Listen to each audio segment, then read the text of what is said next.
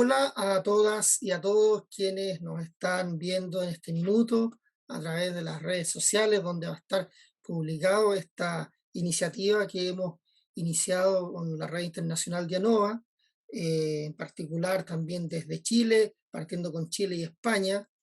Esta iniciativa dice relación con que efectivamente a nivel internacional y también en Chile, en Latinoamérica, efectivamente hay una discusión que ya viene arrastrándose durante bastante tiempo, que tiene que ver con la despenalización o con la regulación o la descriminalización.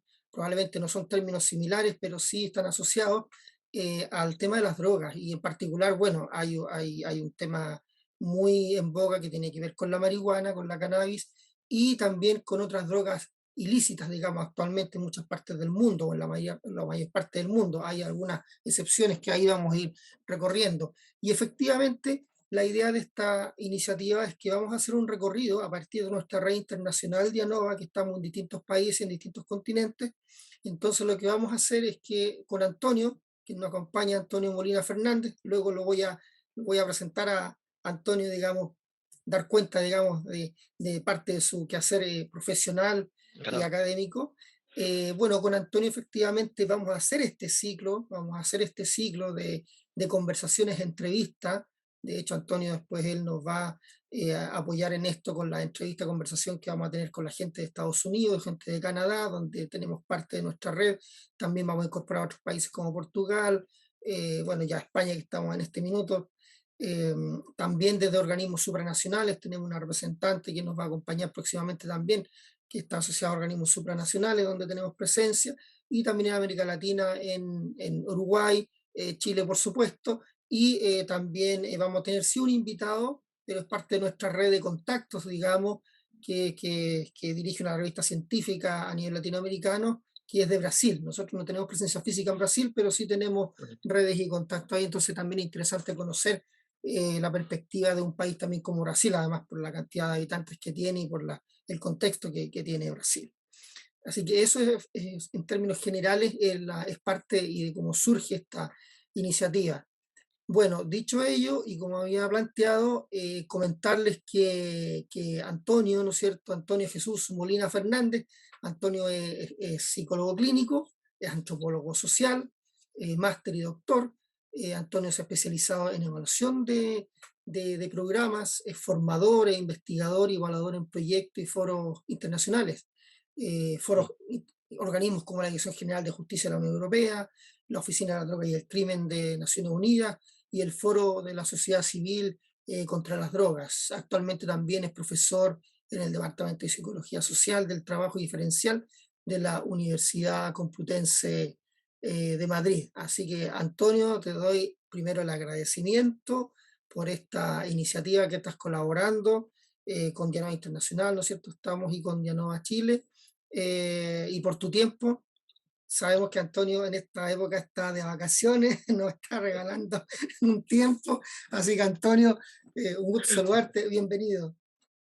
No, un placer, un auténtico placer, Marco Antonio. Muchísimas gracias a ti, muchísimas gracias a Dianova Chile, muchísimas gracias a Dianova Internacional. Ya sabéis que yo he sido parte de esta casa y siempre me considero que está en mi casa. Colaboro en todo lo que puedo con Dianova y me parece importantísimo y completamente necesario el hablar de estos temas, así que ya sabéis que conmigo podéis contar siempre. Muchísimas gracias, de verdad, el honor es mío. Perfecto, muchas gracias, Antonio. Bueno, y como se dice acá en Chile, como dice la gallina, vamos al grano, ¿no? Vamos al grano. Entonces, bueno, efectivamente decía adelante que hay una discusión pública, ¿no? A nivel internacional sobre el tema de distintas sustancias, la despenalización. Y en ese contexto, la primera pregunta, Antonio, que quiero hacer en el fondo, de acuerdo a tus conocimientos, a lo que has venido investigando, cuál es la evolución del consumo en los últimos años, tal vez 5 años, no Mm. sé, y su tendencia, primero respecto al punto de vista de la sustancia marihuana y también de otras drogas ilícitas. Ujú, muy bien. Esa pregunta es muy importante y muy interesante y tienes toda la razón porque en muchas ocasiones, primero cometemos dos errores a la hora de hablar de la adicción en general y del consumo de sustancias ilícitas en particular. Primero, descontextualizamos el consumo de sustancias. Y evidentemente el consumo de marihuana no es el mismo consumo de marihuana, ni tiene la misma relevancia, ni las mismas consecuencias, ni la misma connotación, ni características psicosociales, ni sociodemográficas en América del Norte, en América del Sur, en Europa, África, Asia, y sin embargo lo homogeneizamos. Y parece que Ujú. se puede hablar del consumo de marihuana como si fuera un ente homogéneo. Y después también hacemos el mismo patrón de homogeneidad con las drogas ilegales, con la droga ilícita. Este debate de la droga ilícita y este debate sobre la regulación o la legalización de alguna droga ilícita frente a otra no es algo novedoso, lleva casi 50 años ya. Y además, durante este siglo XXI, no solo ha sido especialmente relevante, sino que ha tenido elementos de avance y de transformación completa, como ha sido la regulación en países como Uruguay, como Canadá, como Estados Unidos. Entonces, se ha producido una transformación pues, que ha hecho que sea un elemento diferencial. Ahora bien, tomando como referencia los datos de consumo, los datos de personas atendidas, los datos de problemas, no podemos plantear el tema del consumo de marihuana separando los datos enormes de consumo de drogas ilícitas que hay hoy día en el mundo. O sea, nos encontramos en un momento en el que, una vez superada la epidemia de la heroína, que todavía en ciertos puntos del mundo tiene repuntes y tiene situaciones, como ha ocurrido en Estados Unidos con la epidemia de los opiáceos, sobre todo los opiáceos farmacéuticos, que también ha llevado un aumento en el consumo de heroína por vía parenteral o por vía fumada, pero sí que es cierto que nos encontramos con que la principal droga ilegal consumida en el mundo es la marihuana hoy día.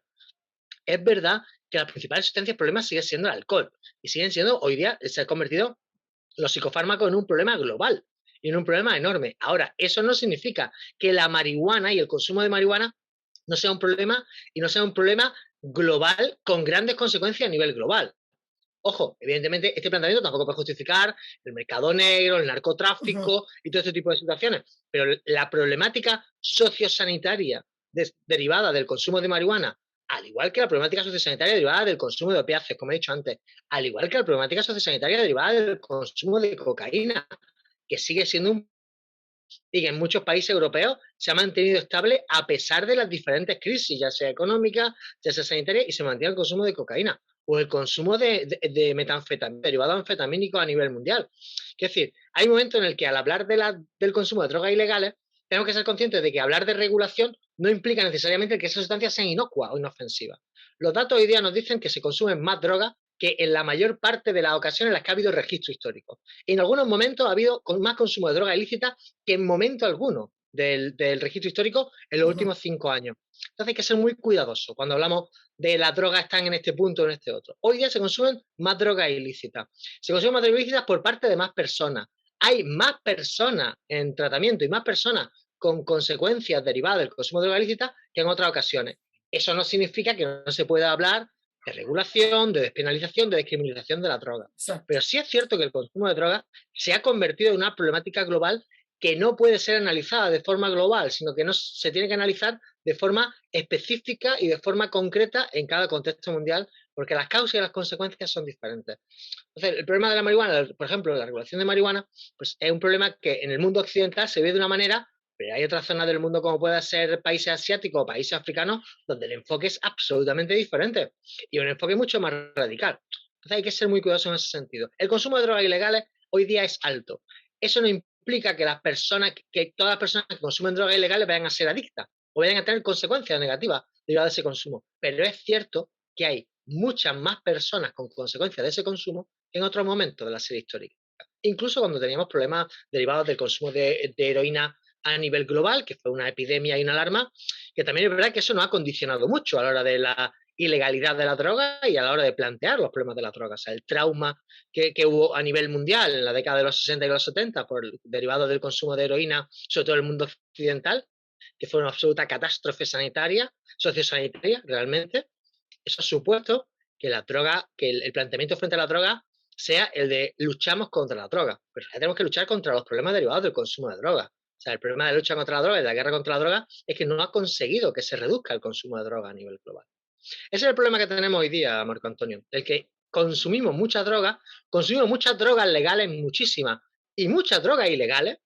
Sí, ahora mismo, en muchos lugares del mundo, Cuando miramos los perfiles de las personas en tratamiento, ya no encontramos los consumidores de una única sustancia. Antes podías encontrarte el heroinómano, el cocainómano, el consumidor de marihuana, el alcohólico, la persona que consumía solo alcohol. Hoy día nos encontramos con perfiles de personas que consumen o han consumido por etapas muchos tipos de sustancias.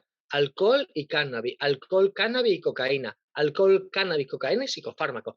Y lo han llevado en un momento más de una, en otro momento más de otra, en un momento una ha servido de puente, otra ha servido de sustituto. Pues claro, son problemáticas muy diferentes y hay que contextualizarlas. Y son problemáticas del siglo XXI. Y tenemos que analizarlas como lo que son. Son nuestros problemas hoy día con la droga, lo que no implica que tengamos que castigar, penalizar, ilegalizar a las personas que consumen drogas, que es otra cuestión completamente diferente. Pero con respecto a los datos de consumo, se consumen muchas legales, muchísimas legales, a pesar de todas las campañas y del conocimiento a nivel global que hay de las consecuencias derivadas del consumo de alcohol, de tabaco, de psicofármacos, y muchísimas drogas ilegales, sobre todo marihuana, que es la que más se consume a nivel mundial. Exacto.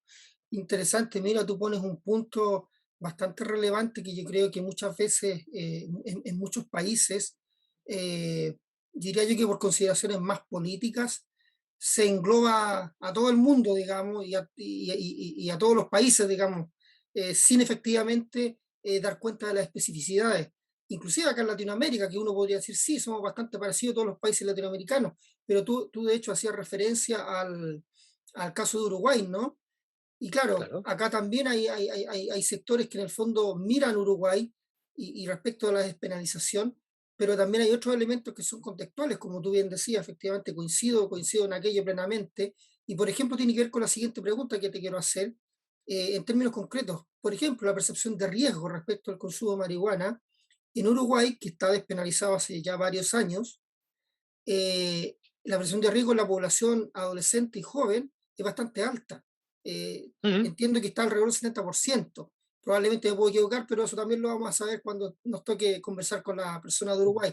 Pero acá en Chile la percepción de riesgo es entre el 15 y el 20% en la misma Sí, población. Entonces es otro sí. contexto, eso te cambia de inmediato el contexto. Ahora, dicho eso, Antonio, efectivamente, tal vez a nivel europeo y en España, en el fondo, ¿cómo tú ves esto de la percepción de riesgo respecto a los niveles de consumo de marihuana por una parte y de otras sustancias ilícitas? Pues esa es una pregunta buenísima, y no solo una pregunta buenísima, sino que es una pregunta que nos da una señal acerca de hacia dónde vamos y hacia dónde tenemos que ir en la prevención y la intervención temprana. La Ujú. percepción de riesgo es muy baja, muy baja. De marihuana es, no voy a decir cero, pero sí está al nivel del consumo de tabaco o de alcohol, o incluso más bajo. Se puede tener una Ya. percepción de riesgo más baja de consecuencia del consumo de marihuana que de tabaco o de alcohol. Y eso es lo que hace que en gran medida los consumidores de marihuana, los nuevos consumidores de marihuana, no solo consuman marihuana de forma experimental, como se ha podido consumir en otras generaciones, es Ujú. decir, sin regarnos la vestidura. Hay generaciones anteriores que hemos consumido marihuana y era una sustancia totalmente ilegal. Ahora, si hoy día el consumo no solo se hace de forma experimental, sino que hay un salto al consumo en binge, un atracón muy pequeño, muy corto en el tiempo. Entonces se pasa muy rápidamente de un consumo absolutamente esporádico, de un día con los amigos tal, a de repente consumir de forma intensiva, entonces cambia también el patrón de consumo. La percepción de riesgo es muy baja. Además, la percepción de riesgo hay que tener en cuenta que se mezclan muchos de los mensajes que se están mandando. O sea, Ujú. igual que hay estigma de otro consumo de sustancias, como puede ocurrir con los opiáceos, nadie quiere ser identificado con un consumidor de opiáceos, nadie quiere ser identificado con un politoxicómano. Sin embargo, una persona que consume alcohol, tabaco, marihuana y psicofármacos es un politoxicómano, le guste o no le guste, que es otra historia Exacto, claro. diferente. Pero nadie quiere vivir ese estigma. Y es lógico, el estigma social del adicto sigue siendo muy poderoso a nivel mundial. Ujú. Ahora bien, el no querer vivir ese estigma social a nivel adicto no significa que el consumo de marihuana no pueda desarrollar un problema relacionado con el consumo de marihuana. Significa que tiene otras características, pero que puede tener otra serie de consecuencias negativas muy grandes. Entonces hay una diferencia muy grande de percepción de riesgo. Opiáceos y cocaína se perciben como sustancias muy peligrosas aquí en Europa. El Plan Nacional sobre Drogas lanza una encuesta que se llama Estudios, que la lanza bianualmente, y de Ujú. forma estable las sustancias percibidas como de mayor riesgo son opiáceos, cocaína, derivados metanfetamínicos. La marihuana se sitúa ahí en una especie de franja intermedia, así como una especie de limbo de Ya. percepción de riesgo, que hace que no sea ni excesivamente peligrosa, pero es verdad que tampoco se considera completamente inocua. Y está, yo he dicho, al mismo nivel que alcohol, que tabaco, que decir, que sustancias que realmente tienen un grado de peligrosidad grande. Por ejemplo, en ese sentido sí que quiero decir una cosa con respecto a lo que se ha hecho en Uruguay, que a mí me parece muy apropiado, porque por suerte tuve la posibilidad de conocerlo por el estudio que hicimos con Ujú, Dianova, de regulación del cannabis a nivel internacional. En Uruguay se tomaron muy en serio el tema de la prevención, sí, el evitar la publicidad y el marketing del consumo de marihuana, el que el consumo de marihuana era en adultos comprobado como que fueran adultos, el que las medidas de control de los consumidores fueran tan estrictas que, por ejemplo, en Europa no se podrían poner. O sea, en Europa tener un registro específico de consumidores que fueran a farmacias y todo tipo de historias, desde el punto de vista del Reglamento General de Protección de Datos, podría ser un problema. Pero a mí me parece muy interesante el plantearlo desde un punto de vista de el controlar muy bien el porcentaje de THC de la marihuana que se distribuye. ujú, Yo me acuerdo mucho cuando al principio sí, había gente en Uruguay que decía, es que esto no tira, porque era una frase muy interesante, decir, esto no ujú, tira, no, pero es que, decir, no es para que te, ¿sabes? No es para que te vuele la cabeza, chicos, es para que si quieres consumir de forma recreativa, no es para que te explote nada, sino para que lo hagas un poquito más tranquilo, un poquito de una forma ujú, más... este planteamiento, por ejemplo, que me parece muy adecuado, pues eso también hace que haya un momento en el que la prevención y la imagen de la marihuana no sea el es inofensiva, sino espera, puedes consumir con estas condiciones, puedes consumir en estas situaciones, la puedes consumir teniendo en cuenta estas consecuencias, la puedes consumir y lo vamos a monitorizar de esta manera. Y me parece muy interesante, muy, muy interesante. Ese planteamiento, por ejemplo, cuando se hace aquí la idea de la regulación del consumo de marihuana, no se hace de una forma tan intensiva. Y a mí me parece una forma muy, muy interesante de hacerlo, porque eso aumenta la percepción de riesgo. Es decir, al final nos damos cuenta de que lo que estamos haciendo puede ser divertido, pero no es un juego.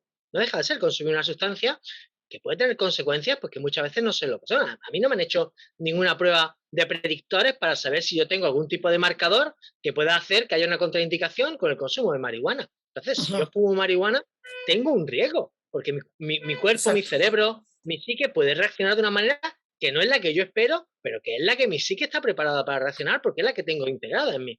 Y yo no lo sé porque nunca me he hecho, y además muy pocas veces se hacen ese tipo de estudios de predictores y de marcadores para mirar de qué manera pueden reaccionar.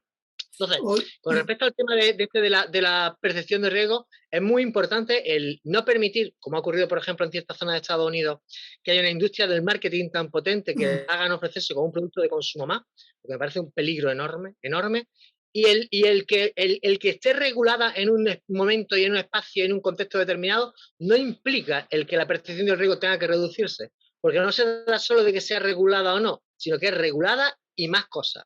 Y la ujú, imagen y la sensación y la manera de ofrecerla y la manera de presentarla. Yo creo que todo eso es necesario y me parece un buen ejemplo a la hora de hablar de la regulación. Que decir, porque es perfecta la ley de Uruguay, que también tiene sus problemas, que quede claro. O sea, no sí, quiere decir esta es la perfección, pero sí es cierto que ese aspecto, que además está integrado en la ley desde el principio, desde el año 2012, cuando se comenzó a plantear, ya se hablaba de la monitorización, ya se hablaba de los lineamientos, ya se ujú, hablan de aspectos que son muy interesantes en una ley de este estilo. Entonces, eso, y sobre todo se hablaba de no queremos que por regular haya una percepción de riesgo cero, porque percepción de riesgo exactamente, cero claro, implica que tenemos una generación de jóvenes que la perdemos y se exactamente. pierde. Sí, Sin sí, embargo, ahora en Uruguay, exactamente. por ejemplo, Uruguay tiene un problema mucho más grande con el consumo de alcohol, porque por eso tiene un consumo de alcohol desproporcionado por ser un país tan chiquito como es, que con el consumo de cannabis, que lo tienen regulado, lo tienen más o menos identificado, con Ujú. estrategias de intervención temprana, con programas de prevención. Es decir, bien, bien, a mí me parece bien, eso me parece muy adecuado, muy adecuado. Oye, Hay que evitar Antonio, el que la percepción de riesgo sea cero. un pequeño paréntesis a propósito de lo que tú señalabas respecto a la experiencia de Uruguay, cuando señalas que en el fondo también está de algún modo regulado el componente THC en lo que ellos Claro, están expediendo. Porque acá en Chile ha ocurrido lo siguiente, de hecho hace diría yo, unos 3 años a la fecha, y esto es producto de un estudio que hizo el Ministerio Público acá en Chile. eh, Acá en Chile hace varios años atrás llegaba mucho la marihuana, lo que se llama la marihuana, lo que se llamaba la marihuana prensada paraguaya, que es sí, marihuana mezclada con muchas otras sustancias, muy sí, nociva sí, por lo demás. sí, Eso dejó de llegar en demasía, digamos, y ahora lo que está llegando mucho es marihuana desde Colombia. Y el tema es que la sí, marihuana de Colombia tiene, de acuerdo a los estudios que se han analizado, tiene un poder adictivo 7 veces más que la anterior paraguaya. Entonces, claro, es otro elemento contextual a propósito de la primera pregunta que te hacía, ¿no? Lo que tú dabas cuenta, también nuevamente de contexto y ya está asociado a esto que tú estás señalando del THC. Entonces, claro, una serie de elementos que en definitiva cada país tiene que ir visualizando para conversar Bien. responsablemente sobre el tema. Sí, sí, es que el tema de la carga de THC hay que tenerlo muy en cuenta. Esto ya en 2015, el profesor Wayne Hall de la Ujú, Universidad de Queens, ahí en Australia, de Queensland, ahí en ujú, Australia, que es una de las más grandes investigadoras, tanto investigador básico como investigador aplicado sobre el consumo ya, de ujú, cannabis a nivel mundial. Es un señor que hay que leer lo que produce, luego podemos estar de acuerdo o no con algunas de las cosas que se plantean, ujú, pero hay que leer lo que produce porque además, desde el punto de vista metodológico, es impecable. Tuvimos la suerte de contar con él para el estudio de Diagnova también. ujú, Entonces Wayne Hall ya en 2015 ya lo explicaba así, decía, mire usted, nadie sabe, nadie, ninguno sabemos antes de consumir marihuana cuál va a ser la respuesta que dé nuestro cerebro. Nadie lo sabe. Nadie sabe además la respuesta que va a dar nuestro cerebro en función de cualquier tipo de tasa de THC. Lo que sí sabemos es que cuanto mayor sea la tasa de THC, más probabilidad hay de que el cerebro responda de una forma agresiva o desproporcionada. Entonces, si sabiendo eso tú tienes algún tipo de marcador previo, emocional, ujú, antecedentes de enfermedad mental familiar, algún tipo de alucinación, delirio, paranoia, algún brote previo, o incluso simplemente estás pasando por una etapa ansioso-depresiva o por una etapa emocionalmente inestable y te puede suponer una contraindicación grande, cuanto mayor sea la carga de THC, más riesgo hay de desarrollar una alteración. Y que la alteración, además, exacto. ya no se convierta en un trastorno, porque muchas veces cuando lo convertimos las cosas en problemas, muchas veces lo convertimos en patología. Y no, es que te condiciones tu trayectoria vital. O sea, el problema es que lo que tú haces entre los 14 y los 18 puede o ser una experiencia alucinante que te prepara para la maduración, o puede condicionar esa maduración.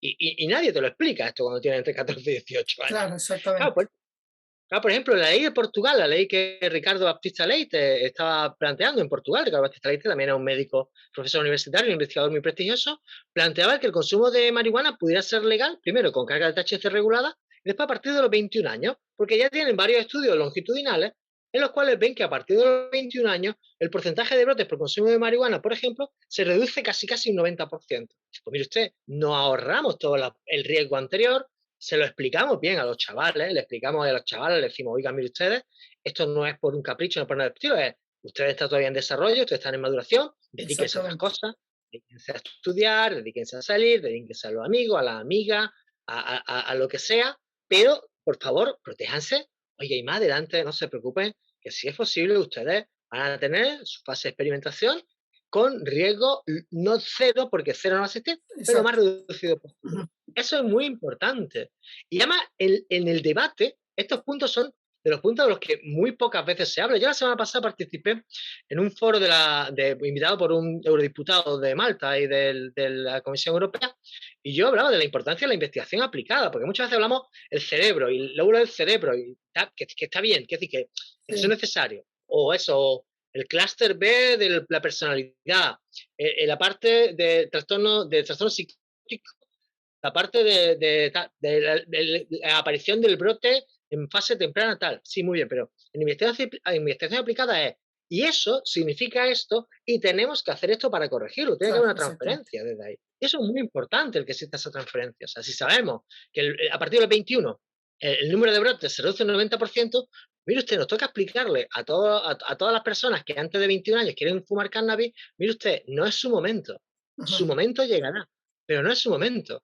Y antes de que llegue su momento, lo vamos a preparar para que ustedes estén emocionalmente fuertes, estables, con un estado de ánimo equilibrado, con una vida satisfactoria, con apoyo social, familiar, afectivo, sexual. Quiero decir, que más o menos esté todo en su sitio. Oiga, y luego, si quiere usted experimentar un tiempo con marihuana y divertirse fumando marihuana, pues consigue tomarse 4 copas. Quiero decir, no me meto en eso. Pero sí que hay, si no es tan sencillo como fuma o no fuma, o es legal o es ilegal. Sí que hay una serie de aspectos que yo creo que cada vez son más importantes y que, es decir, y la persona que estamos implicados en esto, es que tenemos que hacerlo significativo, porque realmente la diferencia está ahí. O sea, la diferencia está en que ayudemos o no ayudemos a que las personas no tengan un problema, o que lo tengan con la menor gravedad posible, que también es otro objetivo.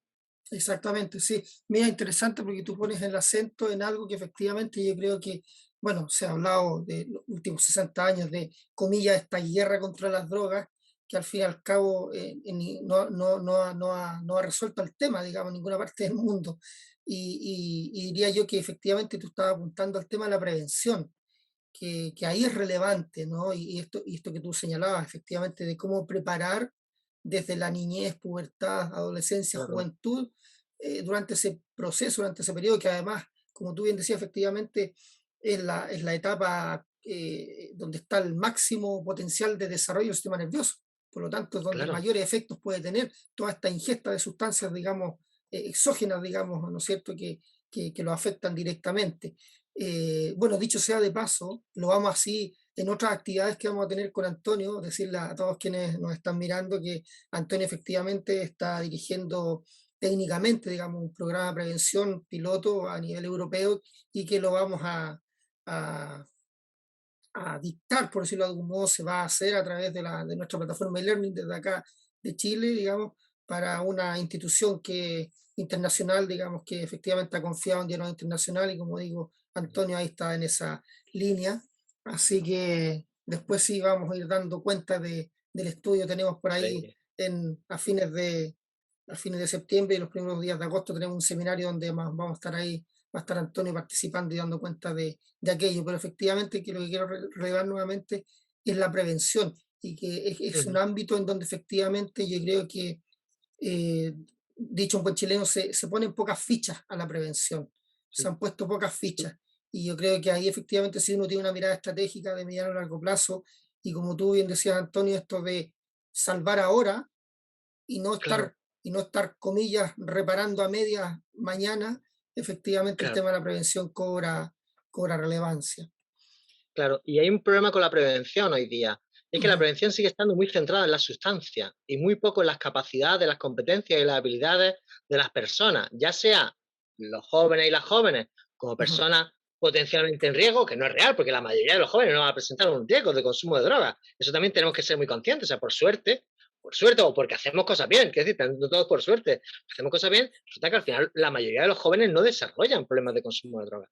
Y también, claro, de las redes de apoyo social, familias sobre todo, como agentes de salud, para intentar ayudar a ese desarrollo competencial y a esa respuesta temprana. ¿Qué pasa si me ocurre esto en casa? ¿Qué pasa si ujú, mi hijo o mi hija hace esto? ¿Qué pasa si tengo esta situación? Y eso es muy importante y sigue siendo muy importante tanto o más como hablar de la sustancia en muchas ocasiones. Porque la sustancia podemos hablar en otro ámbito, en otros foros, porque las sustancias siguen siendo las mismas que eran hace 50 años, hace 60 ujú. años. Es decir, puede que haya cambiado en alguna anfetamina un grupo P o un grupo N, o como tú bien has dicho, puede que haya cambiado la procedencia de un tipo de THC que venga más cargado o que esté tratado genéticamente, que algunas veces también se cargan genéticamente, Exacto. y venga de un sitio o de otro. Pero en la práctica sigue siendo THC, sigue siendo CBD, Ujú, sigue siendo MDMA, sigue siendo cocaína, sigue siendo opiáceo, es decir, son COX, son MOPSA. Hablamos de la misma sustancia presentada de otra manera, como ocurre con todo lo que pasa en el siglo XXI. Es decir, la ropa es la misma presentada de otra manera, las conexiones son las mismas presentadas de otra manera, al final terminan presentándose de manera diversa, que es de lo que se trata. exacto, exacto. Antonio, bueno, de algún modo ya en estas preguntas y respuestas que tú nos has ido entregando, has deslizado algunos aspectos respecto bueno, de Europa, del mundo. Ahora más específicamente en España. En España, ¿cómo está la situación en España en particular? Porque la idea también es que en esta rueda que vamos a hacer, rondas que vamos a hacer con Ujú. las conversaciones con los distintos especialistas de cada país, digamos, de nuestra red, eh, ¿cómo ves en España, cuál es la situación en España actualmente en relación a la percepción de riesgo y a los niveles de consumo? ¿Cómo lo ves tú? En España hay tenemos una situación muy, muy curiosa. Ujú, De facto, no hay regulación del consumo de cannabis, ni legalización del consumo de cannabis, pero está despenalizado.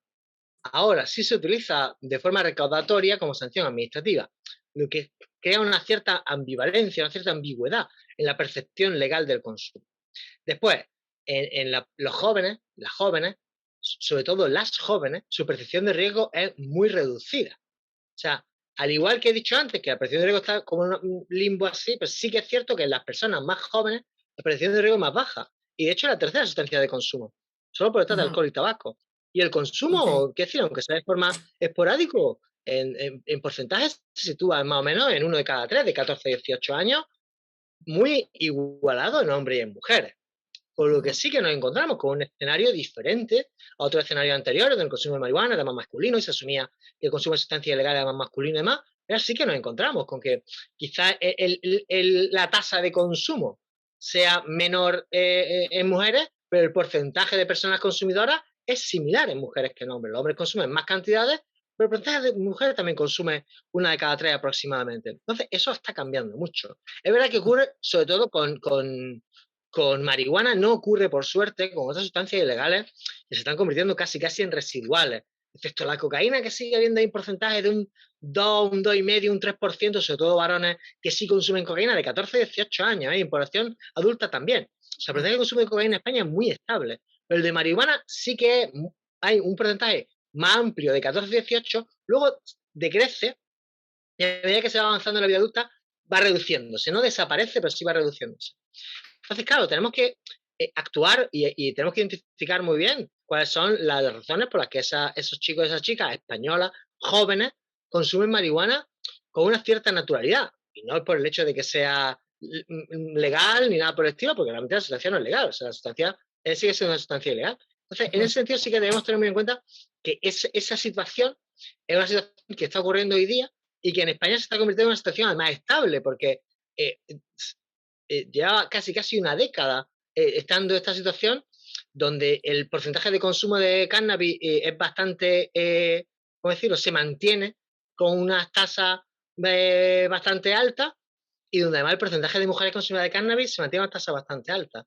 Además, hay un problema con el consumo de cannabis, es que, es decir, no se consume solo cannabis, se consume cannabis y alcohol, se consume cannabis y tabaco, se consume cannabis, alcohol, tabaco y psicofármacos, o sea, se consume más de una sustancia, o sea, no nos encontramos con un porcentaje grande de personas que solo consumen cannabis, sino que las personas jóvenes normalmente consumen más de una sustancia. Eso también varía mucho con respecto a otras generaciones anteriores de consumidores. Y luego, lo que sí que nos encontramos que se está convirtiendo en un problema generacional es que hay como tres generaciones diferentes de consumidores de cannabis. Hay una generación de personas muy jóvenes, adolescentes fundamentalmente, hay una persona de adultos jóvenes, hay una generación de adultos jóvenes que consumen cannabis, que también han consumido otras sustancias, pero consumen cannabis, y que no suelen presentar problemas de tipo más psicosocial, problemas más relacionados con aspectos, pues, trabajo, formación, Ujú. una cierta actitud ante la vida. Entonces, eso suele ser bastante complejo. Y luego nos encontramos con una generación de consumidores de cannabis que ya es una generación de adultos de más de 40 o 45 años y que también consumen cannabis. En muchos casos sí que es cierto que pueden consumir cannabis como sustancia principal y alguna otra sustancia, pero que sí presentan algún tipo de consecuencia derivada del consumo de cannabis y le repercute pues en su ámbito familiar, en el ámbito de pareja, en el ámbito social, amigos y demás. Entonces, todo ese tipo de aspectos hace que es verdad que en España tengamos una situación en la cual tenemos que identificar bien los diferentes perfiles, diferentes características de estos consumidores de cannabis, porque igual que he dicho antes, podemos correr el riesgo de hacerlo un grupo homogéneo y realmente es un grupo que tiene características psicosociales muy diferentes. Entonces, ese es el escenario que nos encontramos en España. Por suerte, vuelvo a repetir, la mayoría de las personas no consumen. Es decir, que eso también hay que recordarlo siempre. O sea, por suerte, la mayoría de los jóvenes no consumen, que eso hay que recordarlo siempre. Pero es cierto que hay un porcentaje significativo, muy considerable, que consume. Y luego, con respecto a la prevención, es verdad que se hace prevención y que hay prácticamente de todo tipo de programas de prevención. Pero la mayoría de ellos son programas de prevención en el ámbito escolar, la mayoría de ellos muy centrados en la sustancia y la mayoría de ellos basados en programas de final del siglo XX, principio del siglo XXI. Entonces ahí sí que es necesario el hacer una cierta revisión de cuáles son los programas de prevención y de intervención temprana para personas consumidoras de cannabis. Porque ahí sí que hay que actualizarse un poquito. Porque lo que he dicho antes, pues, es que ni siquiera el tipo de THC que se consume ahora se parece al que se consumía a finales del siglo XX. Y hay que actualizarse. Exactamente, exactamente. Oye, bueno, tremendamente relevante varios puntos que has puesto, digamos, en esta pregunta y respuesta, todo lo que has ido relatando. Ahora, lo decíamos al principio de esta conversación, efectivamente, nuestro objetivo como institucional, también como Dianova Internacional y desde Dianova Chile, no es dar cuenta de una determinada posición al respecto, sino que efectivamente dar cuenta de lo que está ocurriendo con Ujú. cifras, con productos de, bueno, tú señalabas, has dado bastante orientaciones y pistas que están asociadas a investigaciones, a evidencia en definitiva, qué es lo que efectivamente diría yo que falta y de lo que muchas veces carece el debate público y más aún el debate público político, digamos, no solamente en Chile, sino que en muchos lugares del mundo, digamos, se da hacia allá. Y también saliéndose de un debate desde la salud, que es otra arista, digamos, ¿no? Que en el fondo se omite esto. No sé si quiere referirte a aquello, probablemente, ¿no? De que en el fondo, cómo centramos esto también de una perspectiva de salud y salud Mm, comunitaria, tal vez. No sé cómo tú lo ves claro, en ese sentido. es que tiene que ser un debate de salud pública. Es Ujú, que a mí cuando escucho en algunas regulaciones que se han hecho, en algunas propuestas de regulación, el tema del balance entre los ingresos por impuestos y los costes, me parece una aberración. Es que esto es un ujú, debate de salud pública, también de libertades individuales, de derechos humanos, que decir, todo eso podemos integrarlo, pero un debate de salud pública. Tenemos que ser muy conscientes de que cuando comenzamos una andadura en este sentido, tenemos que identificar muy claramente cuáles pueden ser las consecuencias positivas y negativas. Esas son las evaluaciones de impacto, las famosas evaluaciones de impacto que muchas veces se dice, no, hemos hecho una evaluación de impacto, no sé qué, no sé cuánto. Bueno, la evaluación de impacto tienes que integrar los aspectos no esperados y los efectos no esperados, positivos y negativos, y la forma de corregirlo. Y eso yo, sinceramente, en ninguna de los sistemas de regulación que escucho o de la propuesta de regulación que escucho desde el punto de vista más económico, integra esos elementos. O sea, vamos a regular el cannabis, pero ¿a cuántas personas potencialmente va a necesitar integrar en tu sistema de salud? ¿Qué tipo de servicios son los que les tienes que ofrecer? ¿De qué manera va a actuar intentando reducir las principales consecuencias sociales y sanitarias para las personas que puedan desarrollar un problema? Esto en España ocurrió con la ley de juego ujú. responsable, la regulación de las casas de apuestas, y a supuesto está suponiendo un problema enorme desde el punto de vista sanitario y social, y con un coste sanitario y social. ¿Se genera mucho dinero de impuestos? Pues mire usted, sí. Ahora, ¿el dinero que se genera de impuestos es un beneficio? No, es un coste, porque al final repercute porque es necesario invertir, porque hay que ayudar a personas que se sientan un problema por ello. Entonces hay que ser muy riguroso. Esto es un debate de salud pública. Este debate de salud pública se le tiene que dejar a las personas que saben de salud pública. Yo, por ejemplo, como he dicho antes, yo en estos debates me encuentro comodísimo hablando con Wayne Hall, me encuentro comodísimo hablando con Ricardo Batista Leite, me encuentro comodísimo hablando con Steph Sher, me encuentro comodísimo hablando con personas que realmente es que saben del tema, pero además no lo saben, que decir, no tienen intereses creados, no tienen que defender una postura en un sentido o en otro, no tienen por qué defender si están en una posición o en otra, no, no. Cogen datos, revisan los datos y dicen, mira, viendo esto, posiblemente sea menos problemático y menos peligroso una regulación bien estructurada que la ilegalización, cuando tienes tal porcentaje de consumo. Y en un momento determinado podríamos entenderlo y podremos hablarlo, pero tenemos que hablarlo así. No puede ser esto es bueno, esto es malo, las dicotomías famosas y las polarizaciones. Últimamente, ¿qué decir? A nivel global me refiero. Se Ujú, funciona mucho por polarización, favor o en contra. No, pare, pare, pare. ¿Esto está a favor o en contra de regulación? Pare, pare. Yo no estoy a favor de cualquier regulación. Evidentemente, sí estoy en contra de las penalizaciones a los consumidores. Y otra historia diferente de las penalizaciones a los traficantes, que evidentemente muchas veces son los que no reciben penalizaciones. Por ejemplo, hay ciertas zonas del mundo, como ocurre en ciertas áreas rurales de México, donde si tú penalizas a la persona que cultiva, lo que está es limitando la posibilidad de que tengan acceso a recursos básicos a esa persona, porque igual no tienen otra forma de llegar a cubrir sus necesidades básicas. O sea, no es tan simple, no es solo a favor o en contra, levantamos, votamos y lo que salga es lo que funciona, o lo que sirve, no. Hay que analizar, hay que revisar, hay que tomar decisiones.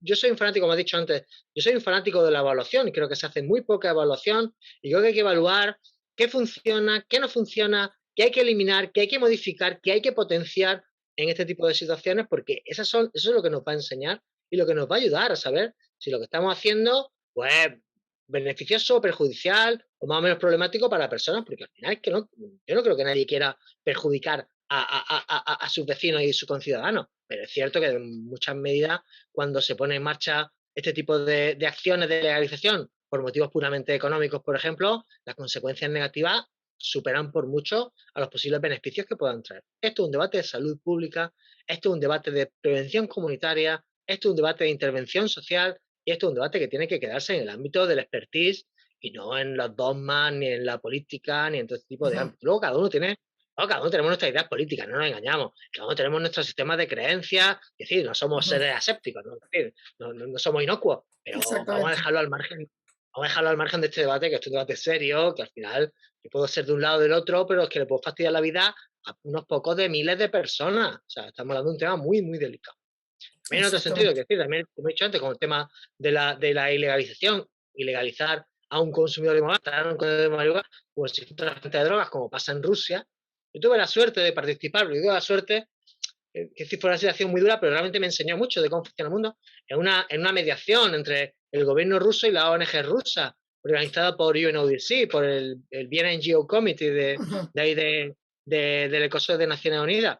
Y fue una situación muy dura, porque el gobierno ruso no cedía ni medio metro. Y la ONG rusa lo que estaban pidiéndole es poder ayudar a personas. Es decir, que un consumidor de droga no entra a la cárcel directamente por consumir droga, que es muy duro. Y que ujú. ellos no fueran considerados como cómplices por intentar intervenir con una persona que puede tener un problema de consumo de droga. O sea, no pretendían que fueran considerados como personas que no hubieran cometido ningún tipo de delito, no, si habían hecho algún tipo de sanción, lo hicieran, pero que la sanción no fuera consumir droga, porque el consumo de droga es una enfermedad y tiene que ser contemplado como tal. Entonces fue muy duro y hasta que conseguimos ubicar ese debate en el ámbito de la salud pública hubo que luchar mucho y no se ha avanzado todavía gran cosa, pero por lo menos se pudo mover algo. Yo creo que ahí es donde tiene que situarse el debate. Es salud pública y tiene que seguir siendo salud pública. Exactamente, sí. Bueno, como tú bien decías, efectivamente, Chile creo yo que no es la excepción en donde el debate es muy dicotómico aún y además eso obedece a intereses. O sea, estoy aquí o estoy allá, Sí, en veredas del frente, digamos, pero no, no hay términos medios, no tiene matices y eso es lo que falta, digamos, en esto. claro, claro. Y además, Oye, esa polarización en el debate es peligrosa, ujú, porque hace que se pierden aspectos, se pierden aristas del debate, que son muy importantes porque es que repercuten en la vida de las personas. O sea, por ejemplo, esto de la edad, esto de la tasa de THC, ujú, esto de los ámbitos de consumo, esto de cuándo una persona puede consumir, cuándo una persona puede consumir. Quiero decir, el legalizar el cannabis recreativo no puede significar que una persona pueda inflarse a canuto, inflado a marihuana, coja el coche, tenga un accidente y pueda llevarse por delante 4 o 5 personas. No, mire usted, no. Eso tiene que quedar bien claro que no se puede justificar de ninguna de las maneras. Por muy regulado que esté el consumo de marihuana, por muy legal que sea. Y hay que explicarse a las personas, no. Si usted tiene un accidente de tráfico consumiendo marihuana, le va a caer usted todo lo que ujú. tenga que caerle. No hay posibilidades, es decir, no hay solución porque usted está incumpliendo uno de los principios básicos. Y yo creo que todo eso es que tenemos que situarlo claramente. O sea, no significa que a partir de ahí consumamos y ya sea, ya cualquier tipo de consecuencia queda justificada. No, no, perdónenme. Seguimos siendo, por eso he dicho antes lo de libertades y lo de las obligaciones individuales. Seguimos Ujú. siendo ciudadanos, seguimos teniendo responsabilidades ciudadanas, seguimos teniendo deberes ciudadanos, seguimos teniendo deberes con nuestra comunidad y obligaciones con nuestra comunidad, y eso tiene que estar bien claro también en las leyes. Perfecto, no, de acuerdo, digamos, efectivamente el enfoque de salud pública te permite efectivamente ampliar la mirada, digamos, más allá de estas cosas dicotómicas que ocurren muchas veces en distintos países. Oye, Antonio, bueno, como decíamos al principio, efectivamente nuestro objetivo no es poner una posición en particular, pero sí efectivamente entregar elementos y eso es lo que vamos a hacer en este recorrido, esta ronda que vamos a hacer con distintos especialistas de distintos países en donde vamos a ir caminando juntos contigo, Antonio. Así que agradecer a las personas que van a ver, digamos, esta conversación, entrevista, y que nos acompañen en las siguientes que vamos a ir haciendo, vamos a irlas publicando, de modo que puedan irlas escuchando. Así que nuevamente agradecerte, Antonio, por el tiempo, por tu tiempo de vacaciones, dicho nuevamente, tu disposición. Así que seguimos en contacto y haciendo un aporte, digamos, desde estas tribunas, digamos. Claro que sí. Muchísimas gracias de nuevo. Muchísimas gracias, de verdad, a ti, Marco Antonio, a todo Dianova Chile. Muchísimas gracias a todas y todos los que estáis viendo esto. Espero que os haya interesado, que os haga pensar un poquito, porque al final yo creo que en estos debates también hay que pensar un poquito y salir un poquito de lo que creemos que son del sistema de creencias. O sea, las creencias en este tema, yo con el tiempo he ido abandonando muchas de las creencias. Yo empecé con unas posiciones, he ido evolucionando hacia otras, y eso también me ha ayudado mucho a ir creciendo personal y profesionalmente. Entonces, yo sí que creo que esos son necesarios e interesantes y que todo lo que sirva para poder eso, para poder ir avanzando, me parece perfecto. Así que muchísimas gracias de verdad y de corazón y un abrazo enorme. Bien, Antonio, muchas gracias a todas y todos y nos veremos en el próximo encuentro.